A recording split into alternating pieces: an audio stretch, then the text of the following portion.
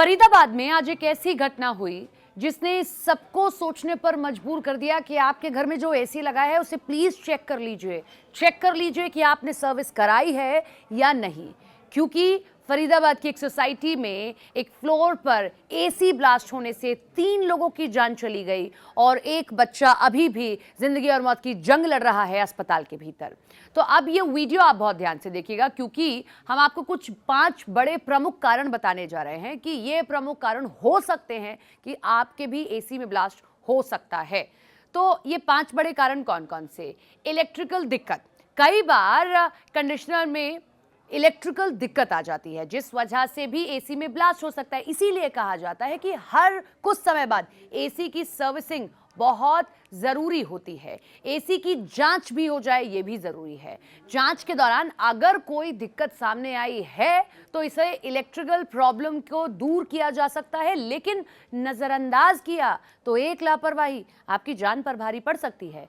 Overheating से compressor में आग, ये दूसरी बड़ी वजह हो सकती है। एसी का कंप्रेसर अगर ओवरहीट होने लगे तो ब्लास्ट का खतरा बढ़ सकता है। ओवरहीट के पीछे का कारण क्या है?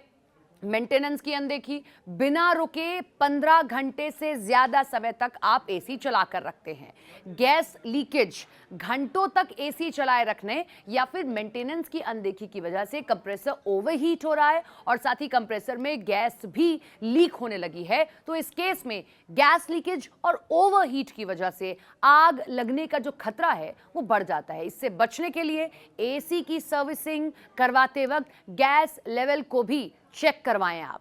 गलत वायरिंग, तीसरा बड़ा कारण। इंस्टॉलेशन के वक्त अगर वायरिंग सही से नहीं हुई या फिर एसी की वायरिंग में खराबी आ गई जिस वजह से आपको वायरिंग बदलनी पड़ी थी, लेकिन थोड़े पैसे आपने बचाने के चक्कर में क्या किया, लोकल क्वालिटी की वायरिंग आपने करवा ली, तो याद रखिएगा फिर आपके लिए भी ये खतरा बढ़ जाएगा। आपके एसी में ब्लास्ट हो सकता है।